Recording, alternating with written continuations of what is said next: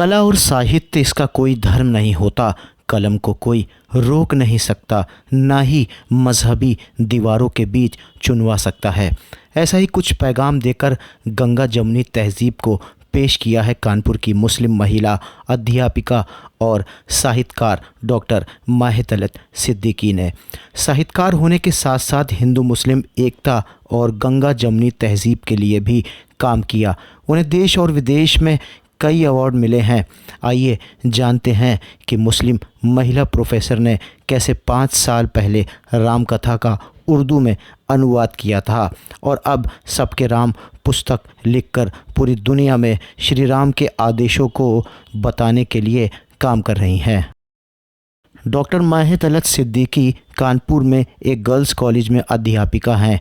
उन्होंने साल 2018 में रामकथा पुस्तक का उर्दू में अनुवाद किया था। इसके बाद कई लोगों ने रामकथा का उर्दू में अनुवाद किए जाने को लेकर सवाल उठाए थे, तो उन्होंने साहित्य और कला को मजाक से अलग रखने की बात कही। लेकिन इस पुस्तक के बाद उन्हें देश से लेकर विदेश तक कई बड़े अवार्ड मिले। देश में बेंगलुरु स्थित सत्य साई यूनिवर्सिटी में उन्हें यूनिटी ऑफ रिलीजन अवार्ड से नवाजा गया।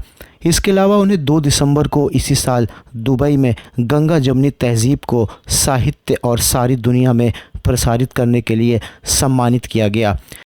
इसके अलावा उन्हें कई बड़े सम्मान भी मिले, जिनमें महादेवी वर्मा सम्मान, दुष्यंत कुमार स्मृति सम्मान, वृंदावन में राष्ट्रीय संगोष्ठी भारत उद्यान न्यास की तरफ से सम्मानित किया गया। प्रदेश स्तर के कई बड़े सम्मान भी उन्हें दिए गए। डॉक्टर माहितलत सिद्दीकी ने अब तक 10 से ज़्यादा किताब लिखी हैं। किताबों में गंगा जमुनी तहज़ीब उर्दू का संगम दिखाई दिया है।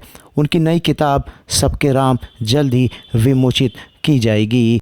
अब उनसे पूछा गया कि आपने मुस्लिम महिला होकर सबके राम शीर्षक पर पुस्तक लिखी है, तो इसे किस तरह पैगाम देना चाहती हैं। उन्होंने कहा कि भगवान राम एक आदर्श के रूप में है, इसलिए सबको उनके बारे में जानना चाहिए। इसको मज़हब के खिलाफ जोड़कर नहीं देखना चाहिए। सबसे पहले तो मैं ये बताना चाहूँगी कि राम कथा लिखने का जो मेरा एक एम था या उद्देश्य था कि हमारी जो गंगा जमुनी तहज़ीब है, जो सबसे खूबसूरत संस्कृति है हिंदुस्तान की, उसे सहेजे रखना।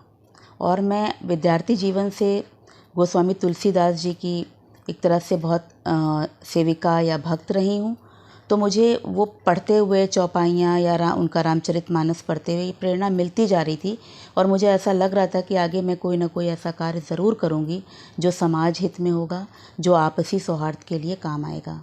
फिर मुझे 2016 में पंडित बद्री नारायण तिवारी जी ने इसको उर्दू में अनुवाद करने के लिए साहित्य दिया और कहा कि ये काम तुम्हारे हाथों पूर्ण होना है।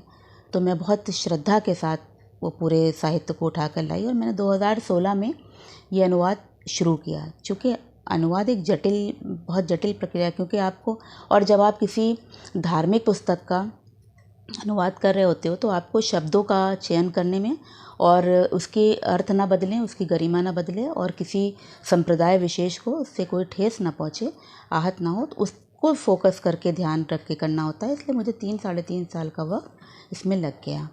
और रामकथा जब और मुस्लिम साहित्यकार को जब मैंने लिखा तो मेरा एक सिर्फ यही संदेश था कि भगवान राम सिर्फ एक संप्रदाय विशेष के भगवान नहीं हैं, प्रिय नहीं हैं। ये आज ज़माने से, बहुत पुराने समय से, दारा शिकोह के समय से, या आप देख लें कि सर अल्लामा इकबाल के वक्त से, भगवान श्री राम की श्रद्धा, आस्था और अक़ीदत में मुसलमान साहित्यकार इस गंगा जमुनी तहज़ीब को आपस में जोड़ते हुए चले आ रहे हैं। साहित्यकार, देखिए, साहित्यकार सिर्फ साहित्यकार होता है, उसका कोई धर्म, कोई जाति नहीं होती है, ना ही उसके आँख पे किसी तरह का कोई धार्मिक चश्मा लगा होता है। आप समाज के उत्थान के लिए, आपसी मेल मिलाप के लिए, देश के उत्थान के लिए और ये जो हमारी संस्कृति है इसके लिए काम करते हैं। तो इसलिए मुझे इसका रिस्पांस एक मुस्लिम होने के नाते भी बहुत अच्छा मिला। और हमारा जो संप्रदाय है, समुदाय से जिससे मैं आती हूँ, वहाँ पे भी जब लोगों ने जो हिंदी भाषा को इतना नहीं समझते थे और जब ये उर्दू में अनुवाद होकर सामने आया तो राम कथा में क्या अच्छाइयाँ हैं, क्या खूबसूरती है, ज़िंदगी जीने की क्या कला बताई गई है, आदर्शों और कर्तव्यों का एक संगम है राम कथा, ये लोगों तक पहुंचा। तो एक अच्छा संदेश, मेरा जो संदेश भेजने का जो एक काम था, उसके पलट जो मुझे संदेश प्राप्त हुआ वो भी बहुत अच्छा। हिंदू और मुसलमान दोनों संप्रदाय के लोगों ने इसको बहुत ही सराहा और इसी से प्रेरित होकर मैंने फिर सबके राम, अभी मेरी ये किताब का लोकार्पण नहीं हुआ है लेकिन मैंने इसको फिर से लिखना चाहा।